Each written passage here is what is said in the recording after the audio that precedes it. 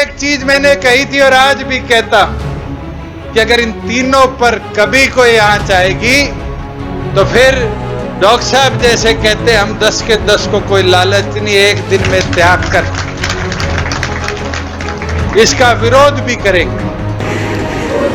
अभय सिंह चौटाला के इस्तीफे से कोई मकसद हल हुआ है? मुझे ये बता दो, और मेरी तो जेब में है दुष्यंत का इस्तीफा, मैं अभी दे देता हूँ।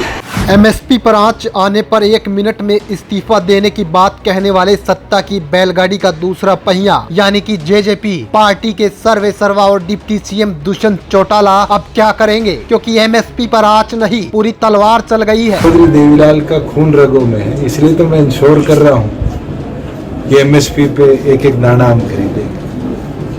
जिस दिन मैं ये इंश्योर नहीं कर पाऊंगा, सबसे पहले इस्तीफा देने का काम करूँ। अपनी जेब में इस्तीफा लेकर घूमने वाले और मंच पर छाती पीट पीट कर किसानों के साथ अन्याय नहीं होने का वादा करने वाले दुष्यंत चौटाला के पिता अजय चौटाला अब कहाँ है? अभय सिंह चौटाला के इस्तीफे से कोई मकसद हल हुआ है?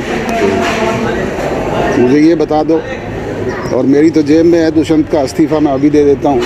सरकार ने 11 अक्टूबर को बाजरा खरीद शुरू करने की बात कही थी, लेकिन वो फिर हवा हो गई। सरकार के वादे के मुताबिक किसान अपने अपने बाजरे को लेकर जैसे तैसे करके मंडियों में पहुंचे, लेकिन वहां पहुंचते ही उन्हें पता लगा कि आज भी बाजरे की खरीद शुरू नहीं होगी। सरकार का वायदा यूं मानो कि अब तो किसानों के लिए सपने की तरह हो गया है, जो सुबह होते होते हवा हो जाता है। घाटा और किसान दोनों का एक दूसरे से चोली दामन का साथ है। ये मेल कोई सहमति का नहीं बल्कि जबरदस्ती का है। वो इसलिए कि सरकार ने बाजरे की एमएसपी 2250 रुपए निर्धारित की थी और किसानों को बोल दिया था कि मार्केट में आपका बाजरा 1650 रुपए बिकेगा, और भावांतर भरपाई योजना के तहत सरकार की तरफ से प्रति क्विंटल 600 रुपए दिए जाएंगे। मतलब जैसे तैसे करके किसानों को प्रति क्विंटल 2250 रुपए देने थे, लेकिन अब मार्केट में किसानों का बाजरा 1121 रुपए बिक रहा है और सरकार के एहसान वाले 600 रुपए जोड़ लिए जाएं तो 1721 रुपए बनता है। मतलब किसानों के हिस्से कुल मिलाकर 521 रुपए का घाटा आया। सरकार पहले ही कह चुकी है कि वो सिर्फ 25% ही बाजरा खरीदेगी, लेकिन सरकार द्वारा किसानों को दिखाया गया ये सपना भी छूमंतर हो गया। ऐसे में किसान अपने बाजरे को घर पर रखे या फिर मंडी में बेचे, क्योंकि एक तरफ कुआं है तो दूसरी तरफ खाई। हल्ला बोल हरियाणा।